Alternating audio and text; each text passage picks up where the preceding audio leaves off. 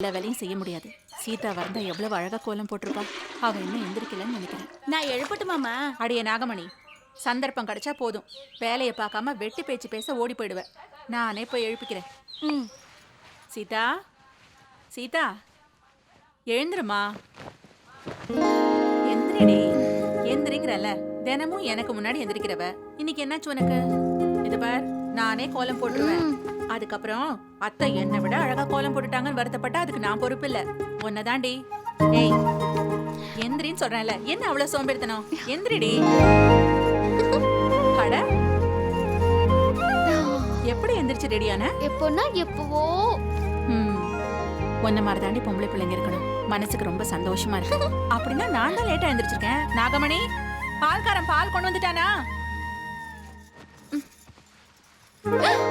மறந்து போயிட்டேன். பூமி தாயே, நான் வைக்கிற ஒவ்வொரு அடியும் உன்னை மிதிக்கிறதா நினைக்காம மொத்தமா நினைச்சுக்கோ. சீதா, வர பாட்டி.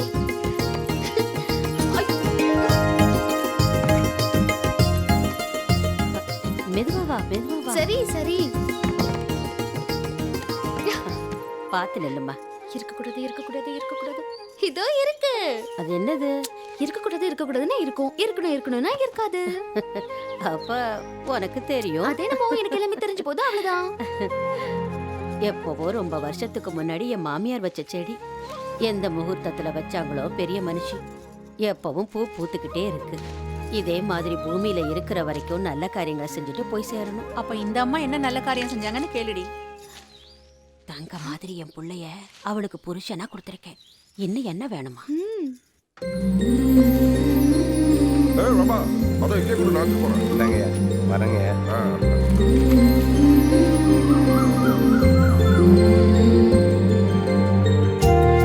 நல்லா இருக்கீங்களா? வணக்கங்க. என்ன காலையில இந்த பக்கம்? கோவில்கிட்ட ஒரு சின்ன வேலை இருந்து முடிச்சு வீட்டுக்கு போயிட்டு இருக்கேன். சரி சரி, சந்தோஷம். போயிட்டு வாங்க. சரி. நல்லா இருக்கியா?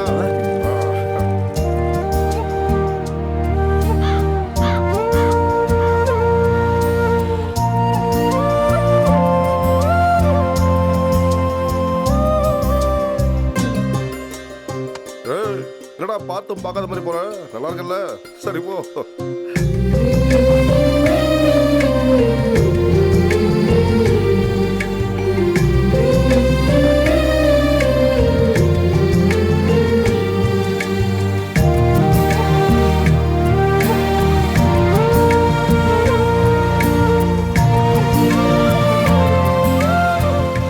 சீதா, வந்துட்டே மாமா.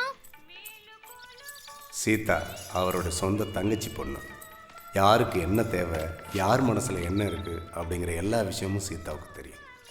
சேலை ரொம்ப நல்லா இருக்குமா? ரொம்பனா ரொம்ப. அத்தைங்க.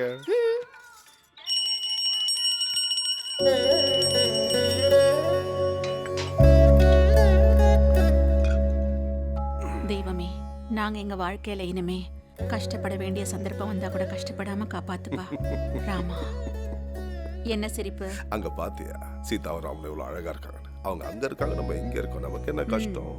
அங்க சீதா தோள் மேல ராமர் கைய வைக்கல, பாத்தீங்களா இல்லையா? நல்லா சிரிங்க. இந்த சிரிப்பை வச்சுதான் 30 வருஷத்தை கடந்து வந்துட்டோம். இனிமே என்ன? இப்ப என்னாச்சு? என்ன இப்படி கேக்குறீங்க? பிள்ளைங்க காலகாலத்துல 4 காசு சம்பாதிச்சு கல்யாணம் பண்ணிக்கிட்டு பேரன் பேத்திகளோட இந்த வீடு நிறைஞ்சிருந்தா எவ்வளவு நல்லா இருந்திருக்கும். அந்த பெரியவன் பேச்சே கேட்க மாட்டான், இந்த சின்னவன் பேசியே எல்லாரையும் மயக்கிடுவான். என்னவோ. சரி விடு, அவங்க வாழ்க்கையை அவங்க பாத்துக்க மாட்டாங்களா? அவங்க தான் பாத்துக்கணும். அவங்க பார்க்கலன்னா யார் வந்து பாப்பாங்க?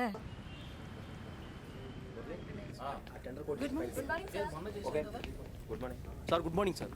இங்கே என்னத்தடா குட்டு நடந்து போச்சு? இங்கே வாழ்க்கையை வழங்காம கிடக்கு. Good morning. Good morning.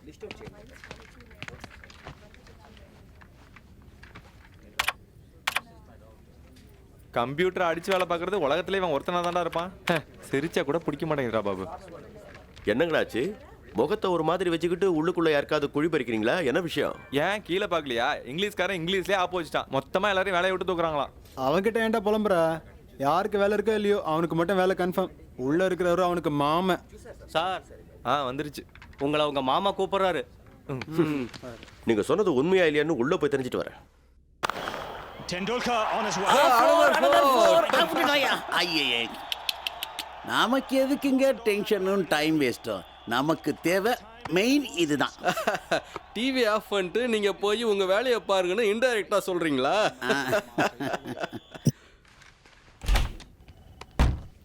வாடா. ஆல்ரெடி வந்துட்டாரு.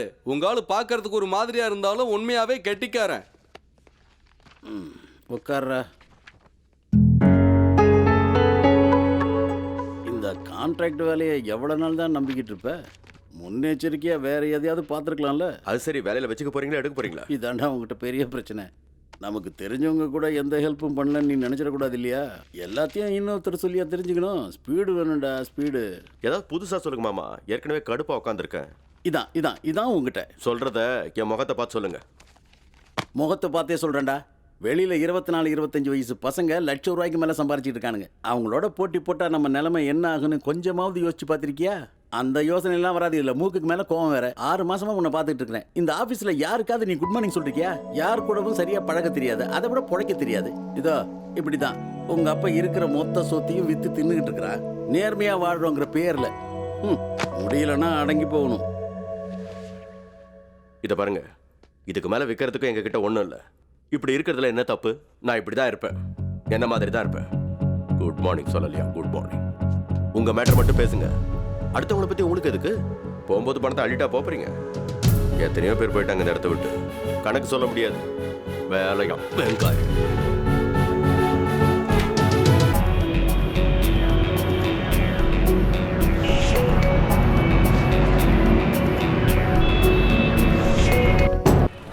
கரெக்டாக 3 வருஷம் ஆச்சுடா பஸ் ஏறி வந்து 30 இன்டர்வியூ அட்டன் பண்ணிட்டேன். இந்த ஐடி ஜாப்பால் வேற எந்த வேலைக்கும் போக முடியல. டேய் அதை குடுறா, நிம்மதியாக ஒரு தம்மாவது அடிக்கலாம். அடிச்சு போய் சேருங்க. பூமியில இருந்து என்ன பிரயோஜனம்?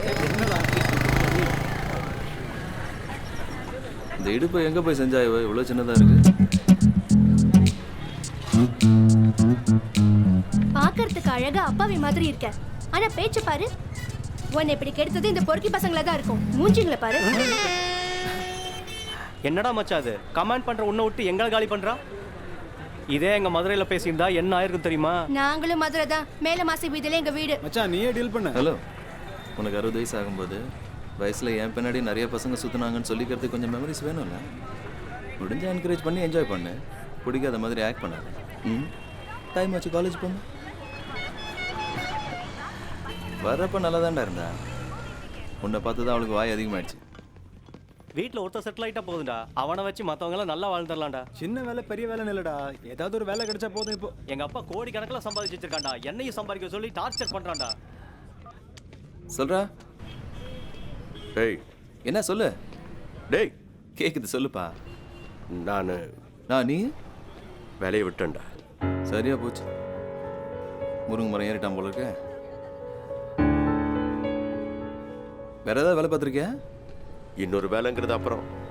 இப்போதைக்கு இந்த வேலையை விட்டேன், அவ்வளோதான். எப்படி முடிவு எடுக்க முடியுது உன்னால? எப்படி? நமக்கு அவ்வளோ டேலண்ட் இல்லைப்பா. அப்படிதான்டா, எதுக்கு ஒரு லிமிட் இருக்கு. எப்போ இப்படியே இருந்துருவோமா? நான் கரெக்டா. அடிக்கிறது ஆக்கரா அடிக்கணும். சும்மா 6000-7000க்கு வேலை செஞ்சுக்கிட்டு விடு, பார்த்துப்போம். அதான் நான் இருக்கேன்ல. இந்த விஷயத்தை அப்பாட்ட சொன்னியா? யாருக்கும் சொல்ல போறதில்ல, உனக்கு மட்டும்தான் சொன்னேன். இனி பேக் பண்ணி போக வேண்டியதுதான். வேற என்ன?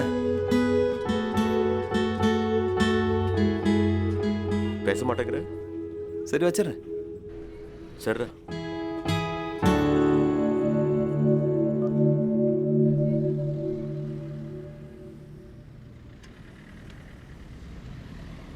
எல்லாத்துக்கும் ஒரு லிமிட் இருக்கும். உண்மையா? அது எப்போ அந்த இடத்துல இருக்குமா?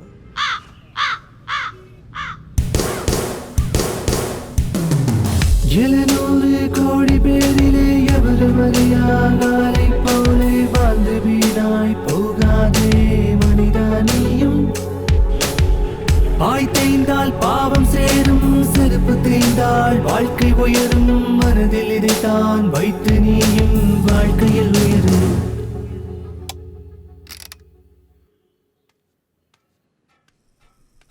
இவன் கோவிந்தராஜ் பையன். இவனுக்கு ஒரு பேர் இருக்கு. எல்லாரும் இவனை தோல் தூக்கின்னு கூப்பிடுவாங்க. அது சரி, கோவிந்தராஜ் எங்க? இவர் வீட்டில் மீன் குழம்புன்னு ஊருக்கெல்லாம் தெரியணுமா, அதுக்கு தயந்த பந்தா. அது சரி, இவங்க 2 பேரும் நல்லவங்களா கெட்டவங்களா? அந்த விஷயத்தை கடவுளே கேர் பண்ணிக்க மாட்டாரு, நமக்கு எதுக்கு?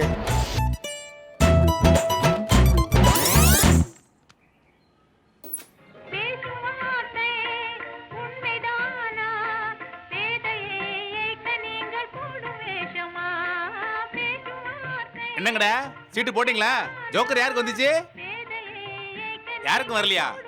எப்படா வரும்? ஜோக்கரை நான் எடுத்துட்டு சீட்டை மட்டும் தான் அனுப்பி வச்சேன். இதை திங்கிறதுக்கு பணியாரம் திங்கலாம்ல. ஏய், வந்த வேலையை பாடுறா. துபாய்க்கு போறேன்னு சொன்ன, நீ போகலையா இல்ல அவங்க வேணாம்னு சொல்லிட்டாங்க? வாழணும்னு முடிவு பண்ணதுக்கு முன்னால எதுக்கு வெளிநாடு போய் சாணியல்லோன்னு?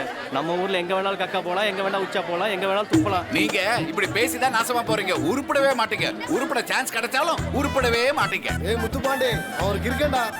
என்னதே